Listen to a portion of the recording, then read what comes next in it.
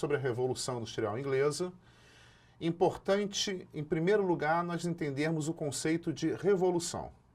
Esse conceito é empregado para designar uma grande transformação. Uma transformação que vai se operar em todos os setores da sociedade. Setores sociais, econômicos, políticos, culturais. A Revolução Industrial Inglesa tem esse sentido. Nós podemos entendê-la como transformação de duas formas. Alguns historiadores trabalharam bastante a questão das grandes inovações técnicas que antecederam e geraram a Revolução Industrial Inglesa.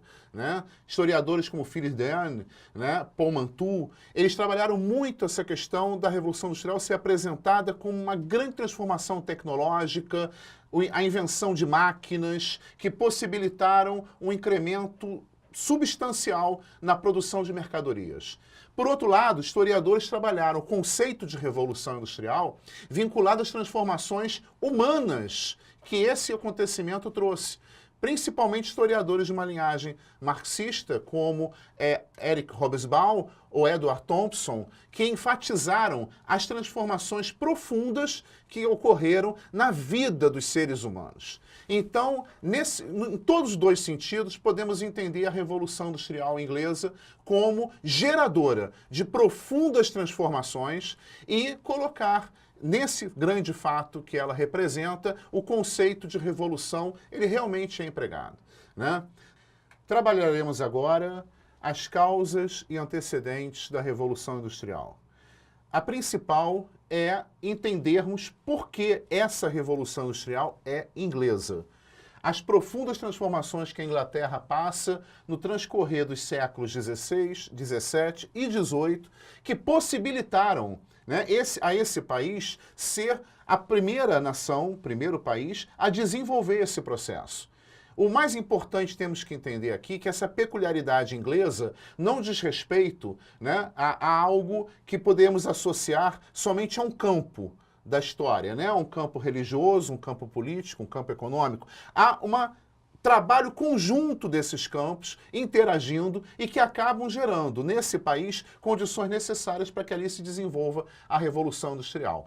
Primeiramente, né, a própria reforma anglicana, ela vai afetar as relações de produção no campo. A partir do momento que boa parte das terras pertencentes à igreja são apropriadas pela coroa inglesa, né, e uma parte dessas terras são colocadas à venda em leilões para arrecadar fundos que essa coroa precisa, de recursos, né, nós vemos que acontece na Inglaterra um processo que não acontece em outros países. É a entrada de uma burguesia relativamente enriquecida com o comércio, ela adquirindo terras. Né? Em outros países isso não vai acontecer porque as terras não são vendidas, essas grandes propriedades de terra permanecem nas mãos de senhores feudais ou da própria igreja, e nesse ponto essa burguesia comercial não entra no setor de produção rural, o que na Inglaterra acontece já a partir de meados do século XVI.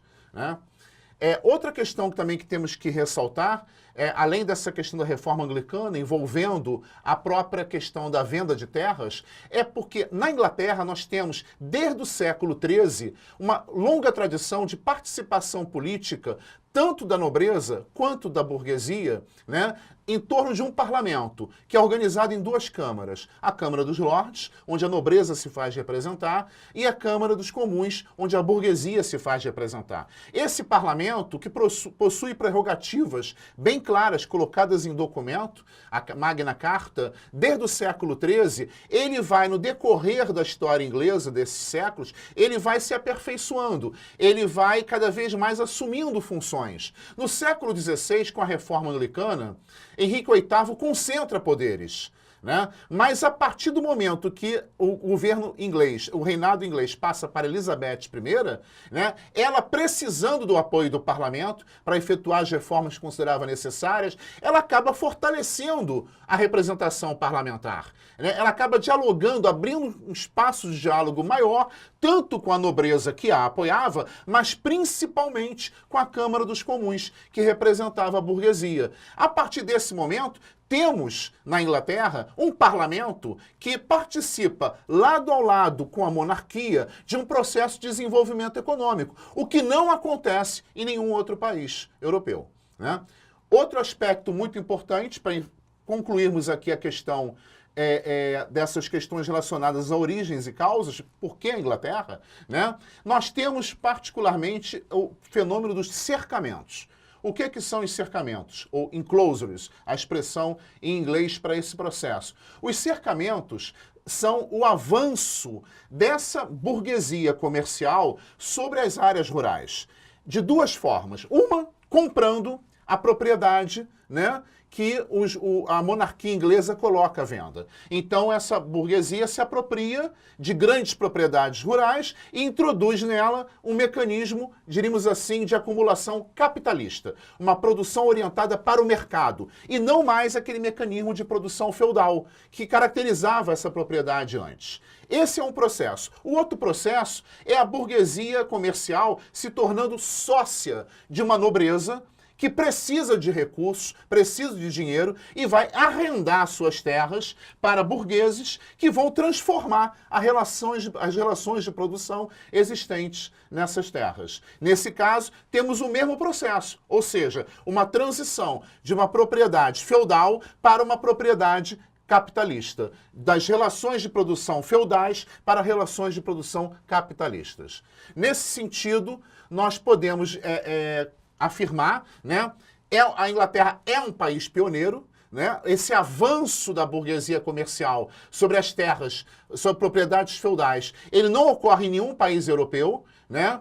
Ou se ocorre de forma muito mais lenta e menos transformadora, né? Então, já no século XVII, os ingleses reúnem condições para não só possibilitar uma concentração dessa acumulação de capital nas mãos de uma burguesia que enriquece com o comércio externo, né? Mas, ao mesmo tempo, orientar o campo para a produção, né, voltada para o mercado e, particularmente, para as necessidades das novas fábricas, novas oficinas que estão se desenvolvendo para produzir mercadorias que interessam a esse comércio externo, né? Então, particularmente, essas características gerais da Inglaterra, elas vão acabar possibilitando que esse país se torne pioneiro no desenvolvimento da Revolução Industrial. É uma questão importante e aí podemos concluir esse ponto do pioneirismo inglês com um detalhe importante, a Revolução Gloriosa de 1688. A Revolução Gloriosa inaugura o chamado liberalismo político.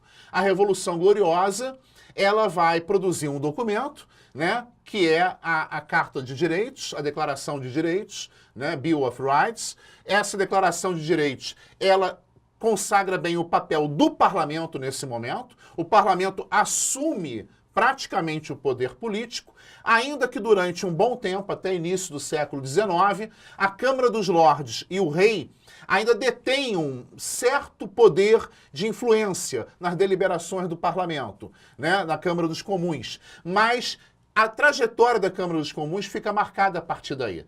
É a partir de 1688, com essa assunção de poder nas mãos do parlamento, que a Câmara dos Comuns cada vez mais vai se expandir, né, vai possibilitar a aprovação de leis que garantem a burguesia, né, comercial inicialmente, mas depois também a burguesia, a pequena burguesia industrial que vai surgir nesse processo, né, possibilidades de acumular capital, revogando os entraves feudais, né, então, e ao mesmo tempo essa Câmara dos Comuns vai assumindo cada vez mais poderes, vai aprovando cada vez mais leis, até que nos meados do século XIX ocorre a grande mudança no parlamentarismo, quando a Câmara dos Comuns se sobrepõe à Câmara dos Lordes. Uma situação que nós temos até hoje na Inglaterra, né? O verdadeiro parlamento é a Câmara dos Comuns. Então, esse processo político, ele acompanha as transformações econômicas que ocorrem na Inglaterra e acaba se misturando com essas transformações econômicas, gerando na Inglaterra as condições propícias para o desenvolvimento da Revolução Industrial. Então veremos agora as causas gerais da Revolução Industrial, ou seja, o desenvolvimento de fatores que são considerados importantes para que um país desenvolva a Revolução Industrial. Primeiramente, as inovações técnicas, né? E nesse ponto, inclusive, voltamos ao pioneirismo inglês, por uma questão até um pouco tanto quanto, assim, engraçada, mas que tem que ser realçada, né? A Inglaterra não é o país, no século XVII, XVIII, a Inglaterra está longe de ser o país mais desenvolvido do ponto de vista científico na Europa. Outros países, como a França particularmente, ou mesmo a Holanda, né, estavam muito mais à frente que a Inglaterra em termos de pesquisas científicas, de desenvolvimento da ciência. Entretanto, é na Inglaterra que essa ciência prática vai se desenvolver mais e a ponto de serem empregadas as transformações na produção. Então é isso que vai fazer com que a Revolução Industrial possa se desenvolver efetivamente também na Inglaterra, né? Nesse aspecto. A Revolução Científica do século XVII é uma das grandes causas da Revolução Industrial. A Revolução Científica que se desenvolve no decorrer do século XVII, com o aparecimento de propostas no campo da ciência, ela acaba por configurar a ciência com um universo próprio de regras, métodos, leis, separando definitivamente a ciência do pensamento filosófico ou do pensamento religioso. A ciência, a partir do século XVII, ganha um corpo próprio. Ela passa a ter uma definição própria, ela passa a ter um campo próprio de desenvolvimento. Esse desacorrentar da ciência, da religião e da filosofia foi importantíssimo no sentido do desenvolvimento de técnicas, não só aplicadas à produção industrial, como veremos, né? Mas também técnicas aplicadas à pesquisa científica, ao desenvolvimento da medicina, né? Ao desenvolvimento da arquitetura, ou seja, há uma série de ciências que vão se desenvolver a partir daí, ou práticas, né, que vão se desenvolver a partir daí, que são possibilitadas por esse desacorrentar da ciência em relação à filosofia e à religião, né? No campo específico da Revolução Industrial, nos interessa ver particularmente como isso é colocado em termos do desenvolvimento de técnicas aplicadas à produção. E nesse ponto os ingleses são pioneiros, né? Justamente pelo fato de que eles desprezam um pouco a pesquisa de ponta, a ciência voltada para um tempo mais à frente, e dão uma importância muito grande à ciência aplicada, ou seja, a ciência que vai desenvolver técnicas que servem para produzir naquele momento. Então, nesse ponto, máquinas vão surgir na Inglaterra e não surgem em outros países, muito mais preocupados com a ciência de ponta, de aprofundar o desenvolvimento científico, mas não tão preocupados em trazer esse conhecimento para a ciência aplicada, para desenvolver técnicas de produção. Então, nesse ponto, a revolução científica e esse incremento da produção da ciência na produção, no desenvolvimento da técnica, são importantíssimas para a revolução científica. Outro fator também é a questão da mão de obra, né? E, mais uma vez, destacamos o pioneirismo inglês. Mas, de qualquer maneira, isso acontece também em outros países. As leis são aprovadas no parlamento inglês proibindo, por exemplo, a mendicância, proibindo o ócio, pessoas não trabalharem, obrigando as pessoas a trabalhar. Então, nesse ponto, muitas oficinas, muitos artesãos vão se valer dessas leis para praticamente colocar como escravos pessoas que são presas, né? Nas estradas, pessoas que são expulsas de suas terras, camponeses expulsos de suas terras, que são colocados para trabalhar à força. Então, nesse caso, a Inglaterra é pioneira também, não só pela aceleração, né, do processo da migração campo-cidade, promovido pelos cercamentos, mas também por essas leis que obrigam essas pessoas a trabalhar. Elas não podem ficar sem trabalho, né? A mendicância é reprimida severamente na Inglaterra, né? E, ao mesmo tempo, também temos essa questão dos trabalhadores que ficam vagando pelas estradas, ocupando terras. Isso é considerado um crime e eles também são, muitas vezes, colocados para trabalhos forçados. Então, nesse aspecto, a formação de um exército industrial de reserva vai se dar muito mais cedo e em maior quantidade na Inglaterra do que em outros países. É fator primordial para o desenvolvimento da Revolução Industrial, o barateamento da mão de obra, né? Até porque, nesse processo inicial da Revolução Industrial, essa primeira Revolução Industrial, que tem raízes, origens muito fortes na Inglaterra, o maquinário não exige uma mão de obra extremamente especializada. Pelo contrário, é uma mão de obra minimamente qualificada para trabalhar com aquele maquinário. Tanto que é um abuso no trabalho de crianças e mulheres, né? Mais frágeis, mais suscetíveis às pressões dos capatazes de indústria, né? Com medo, com maior temor de castigos físicos que existem nas fábricas que estão aparecendo. Então, nesse ponto de vista, nós temos que colocar essa questão do exército, da formação do Exército Industrial de Reserva, como um fator essencial para o desenvolvimento da Revolução Industrial. E, mais uma vez, a Inglaterra é pioneiro nesse caso também.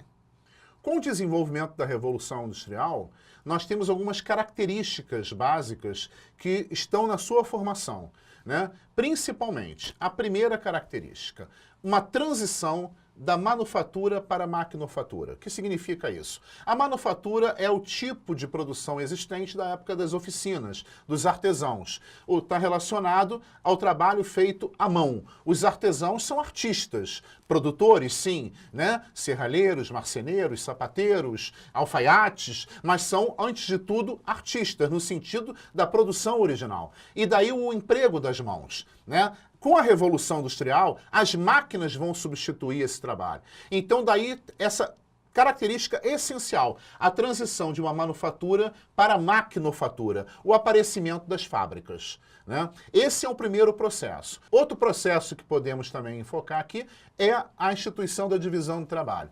Particularmente, é uma divisão do trabalho muito precária ainda, com poucas funções, mas ela já existe desde o começo do processo da Revolução Industrial. As fábricas exigem isso, né? As máquinas vão dispor essa divisão mínima possível, geralmente 2 ou 3 funções diferenciadas, mas já apontando no sentido de uma maior especialização. À medida que as máquinas vão se desenvolvendo e a produção vai crescendo, a divisão do trabalho vai acompanhando esse processo, se especializando cada vez mais, né? Por outro lado, essa concentração de recursos, máquinas e trabalhadores num único estabelecimento, a fábrica, é uma característica essencial da Revolução Industrial. Na realidade, ela serve para diminuir custos e aumentar a lucratividade, né? Com a divisão do trabalho, esse sistema fica perfeito. Você reúne no mesmo espaço físico, a fábrica, os recursos e investimentos, a matéria-prima que chega, né? As máquinas já dispostas para a produção e os trabalhadores arregimentados para isso. A partir do momento que esse processo é colocado em funcionamento, nós temos a produção fabril. E nesse ponto, tanto a divisão do trabalho como essa concentração serve para diminuir os gastos e aumentar a capacidade produtiva. Então, a fábrica, ela é o elemento essencial no processo da Revolução Industrial.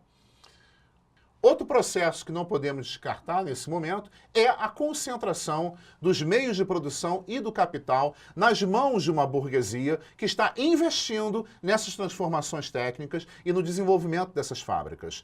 Essa é outra característica da Revolução Industrial. A burguesia aparece cada vez mais como o sujeito, do promotor do desenvolvimento e, ao mesmo tempo, ela vai angariando o poder político, uma participação cada vez maior na vida política da sociedade, inicialmente inglesa. Em outros países, isso vai acontecer no decorrer do século XIX. Na Inglaterra, que a burguesia já tem um certo poder, já ao final do século XVIII. Uma questão também característica da Revolução Industrial é que nós vamos ter cada vez mais a associação da ciência com a produção. A ciência servindo à indústria, a ciência servindo ao desenvolvimento fabril. Cada vez mais a ciência aplicada vai se sobrepor à ciência como especulação, à ciência como pesquisa de ponta. Então, nesse caso, é o desenvolvimento capitalista que acaba ditando o desenvolvimento científico e não mais as necessidades da sociedade como um todo. Então, temos a partir do século XIX, particularmente, né, essa ideia de uma ciência que serve ao capital, a ciência que serve ao desenvolvimento fabril, a ciência que vai servir à indústria. Isso aí acaba criando uma separação muito grande entre países que desenvolveram-se industrialmente e países que não passaram por esse processo. Então, cada vez mais o movimento científico associado à questão das necessidades geradas pelo desenvolvimento capitalista, pelo capitalismo industrial, né? Outra coisa, característica muito forte da Revolução Industrial, a padronização da produção. O aumento substancial de mercadorias produzidas, particularmente com uma produção padronizada. A ideia de que o mercado é elástico, esse mercado tem que ser sentido. Produz-se para um mercado que não se conhece, um mercado do qual não temos as dimensões exatas dele. Então, esse mercado é checado, esse mercado é investigado. A partir do momento que começa a se conhecer esse mercado, delimitando o que ele consome mais, o que ele necessita mais, a produção vai se padronizando. E cada vez mais ela vai sendo padronizada. Nesse caso, nós temos um mercado que passa de elástico para um mercado condicionado, né, aos efeitos da própria produção. Então, essa questão é importante para entendermos a formação do mercado numa sociedade capitalista a partir do século XIX. Não é o mercado do século XVIII, XVII, não é o mercado da sociedade feudal e muito menos o mercado da época da expansão marítima e comercial. O mercado agora é um mercado que vai se ajustar às condições criadas pelo desenvolvimento técnico, padronização da produção. É um mercado que vai se formar a partir do momento que a indústria define o que ele usa, o que ele necessita, o que ele deseja. E não mais aquele mercado aberto, desconhecido da época da expansão marítima ou da época da sociedade feudal, que dizia respeito às necessidades básicas da população, né? Temos agora um mercado realmente criado em torno das condições capitalistas de produção, né? E, por último, nós temos aqui a formação da classe operária. A classe operária é uma característica essencial da Revolução Industrial. É um trabalhador de novo tipo. O operário é um trabalhador que não tem qualquer forma de propriedade. Ele não é dono, nem participa, da menor forma possível que seja, dos meios de produção.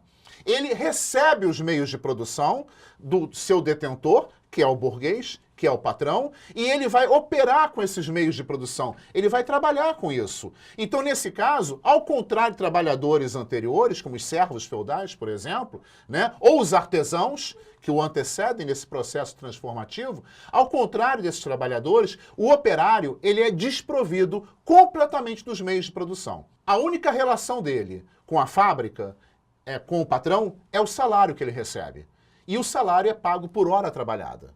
Então, na realidade, temos aqui um novo tipo de trabalhador, desprovido completamente de qualquer forma de propriedade, tendo que se sujeitar a um horário que a fábrica fornece para ele, não recebendo quando não trabalha, não há descanso remunerado, não há férias, né? Ou seja, ele não passa de uma engrenagem nas máquinas que constituem o sistema fabril. É um trabalhador de novo tipo.